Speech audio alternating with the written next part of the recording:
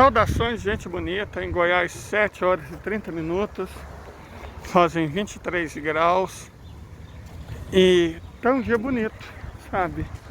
Eu até aguento o calor, a umidade baixíssima. Se não tiver poluição nem fumaça, para mim tá ótimo.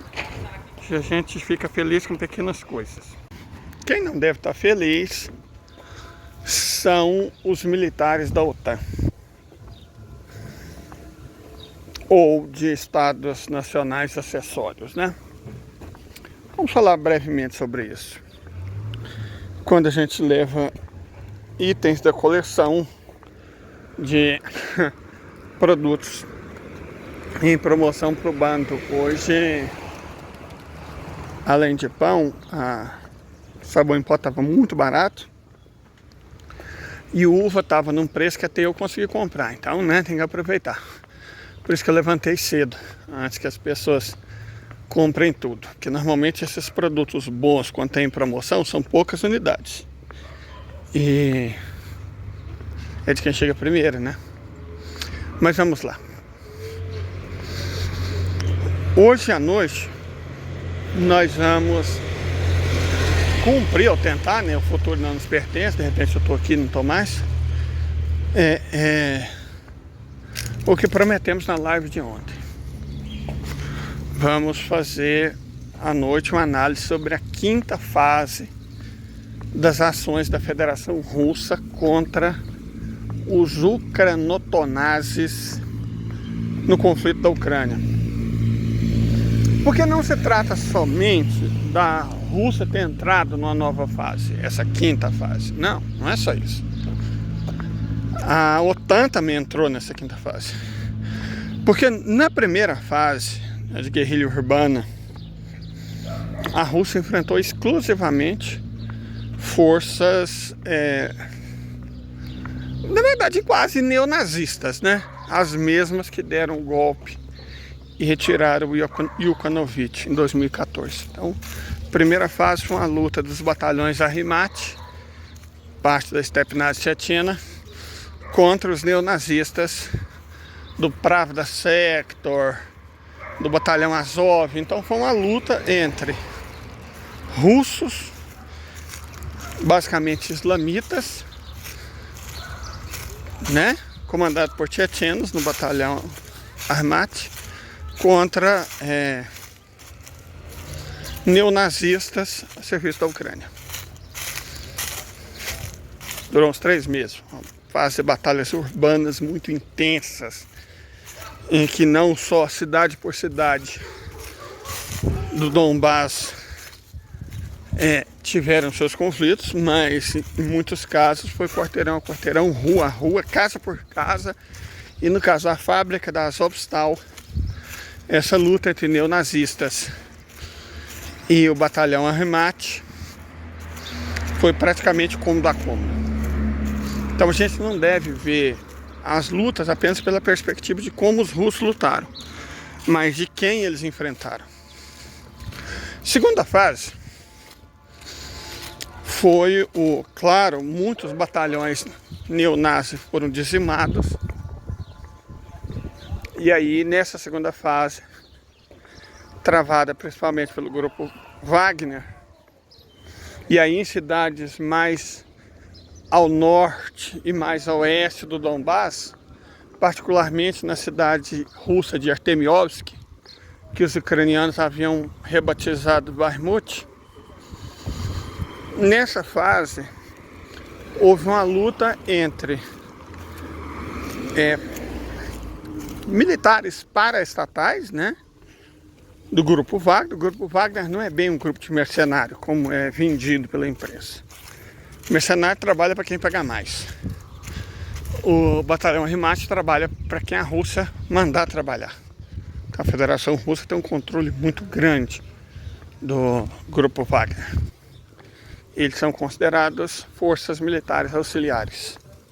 Tanto que, como a legislação russa sobre mentira envolvendo militares é draconiana, 10 anos de prisão, as pessoas evitam falar do Grupo Wagner, porque sabem que ele está conectado ao governo russo. Então não são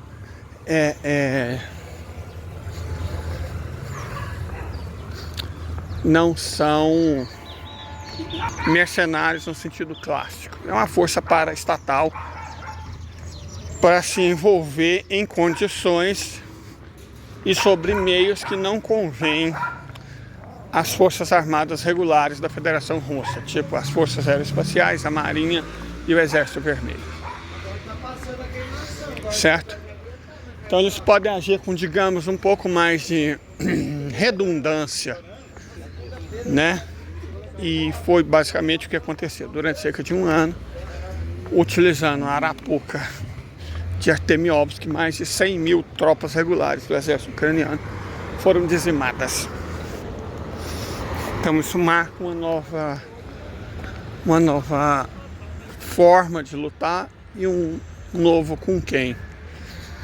Porque estávamos falando, basicamente, é claro que as forças regulares russas lutaram, é claro que mercenários continuaram a lutar do lado ucraniano, mas essencialmente foi uma luta entre o grupo Wagner e tropas regulares da elite, secundada por mercenários, né? Não tinha mercenário, era basicamente neonazis.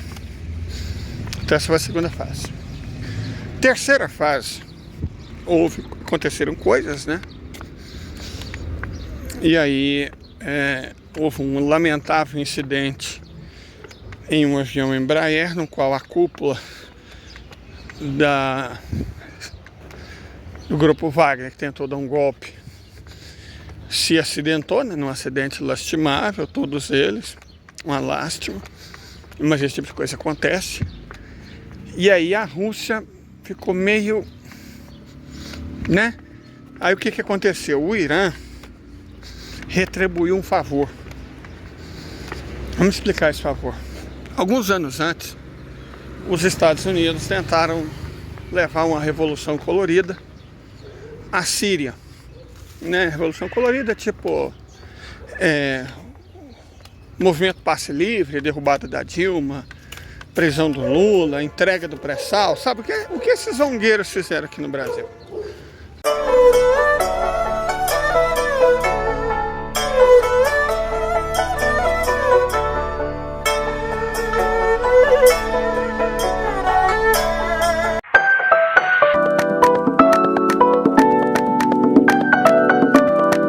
Ronqueiros e americanos.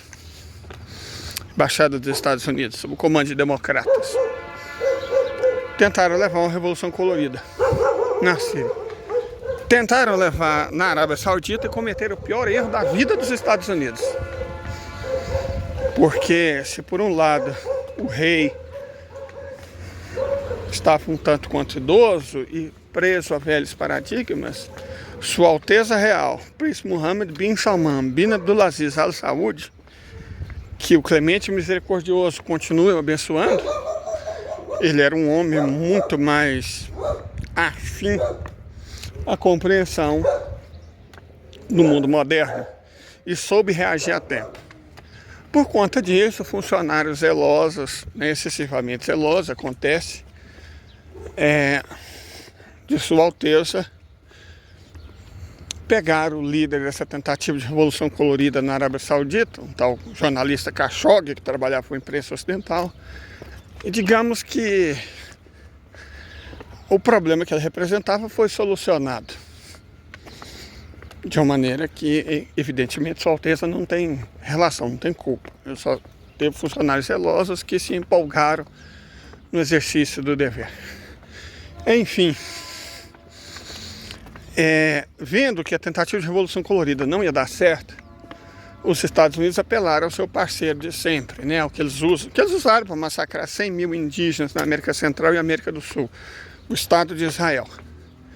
E aí, a partir de grupos extremistas localizados na Jordânia, né, o Estado Assad para o Ocidente, próximo à Amã, inclusive, eles criam o Daesh, o Estado Islâmico, que nem é Estado, nem é Islâmico. O Daesh, também chamado ISIS, se junta aos supostos rebeldes do exército árabe sírio, que nem eram exército, nem era árabe, nem era sírio, para tentar derrubar o Assad. E estava tendo algum sucesso, a situação estava complicada. Qasem Soleimani, mártir do Irã e do mundo islâmico, que o Clemente Misericordioso tem ao seu lado, foi pessoalmente até Moscou conversar com Vladimir. Qasem Soleimani é um homem cuja reputação o precedia. Um homem de uma integridade, de uma honestidade, de uma coragem extraordinárias. E alguém que Putin, é o tipo de gente que Putin respeita. Então Putin, apesar de no Qasem ter conseguido, é lógico, ele não podia fazer muito barulho, né? Estava vigiado pelos Estados Unidos e por sua SEC, pelo Estado de Israel. Conseguiu chegar em Moscou e já foi pedindo audiência com o Putin. Podia ser o Joe que não conseguiria. Mas, como eu estava dizendo, a reputação e a moral do Qasem Soleimani o precediam. Então o Putin o recebeu e o ouviu. Falou: Vladimir, faça alguma coisa, senão você vai perder a Síria igual você perdeu a Líbia. Tem que agir rápido. E aí o Putin agiu e salvou o Assad e a Síria. A custos pesadíssimos, mas salvou. E aí, bom, o Irã ficou em gratidão. Passado alguns anos, essa gratidão pôde ser manifestada. E depois do fim dessa segunda fase, a Rússia foi aconselhada e falou: cara, vocês não têm o grupo Wagner, e agora vocês vão ter que lutar com forças regulares. Vai haver baixas, muitas baixas. Isso é horrível porque são vidas russas e é péssimo como relações públicas, porque essas pessoas vão chegar em caixões para suas famílias. Use drones. E aí o Irã apresentou os drones como arma de luta e começa essa terceira fase. Federação Russa, olha o trem lá na frente.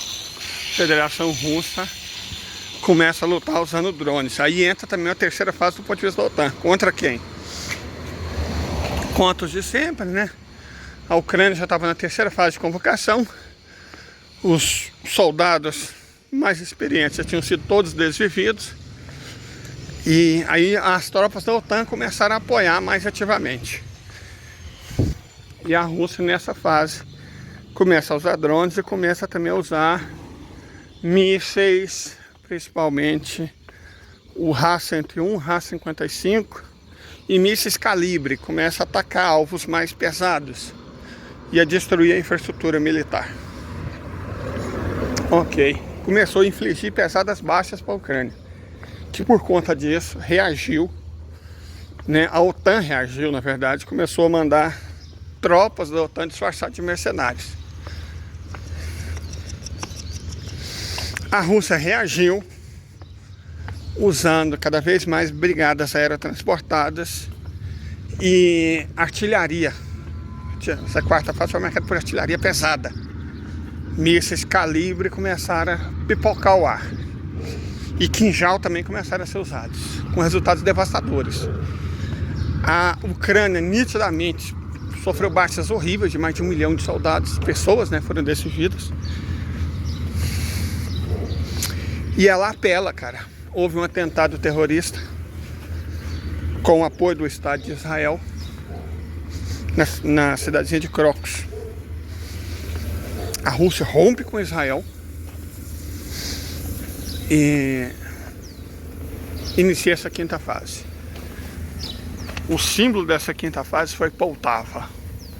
Nela, a mão pesada da Rússia eliminou 700 tropas da OTAN de uma vez só. A Suécia, particularmente, sofreu perdas devastadoras. Absolutamente devastadoras. Absolutamente devastadoras. Então, começou a quinta fase. A mão da Rússia agora vai ser duríssima. E como a Zakharova tentou avisar 3 vezes no mesmo dia, não vai poupar, muito pelo contrário, vai considerar as tropas da OTAN como alvo legítimo e cumpriu a promessa. Cumpriu a promessa. que aconteceu em Poltava foi um sinal do início dessa quinta fase. Agora é artilharia muito pesada e a mão dura da Federação Russa para cima da OTAN. É sobre isso que a gente vai comentar mais à tarde. Essa quinta fase é de longe a mais perigosa e a que mais pode colocar a humanidade numa situação de risco enorme. E lembrando, não foi a Rússia que iniciou a quinta fase, foi a OTAN. Então, é a OTAN que vai sentir o peso da federação, por enquanto em território ucraniano, mas muito em breve no território deles mesmos. Enfim, que Deus tenha misericórdia das nossas almas e nos proteja. Até mais tarde.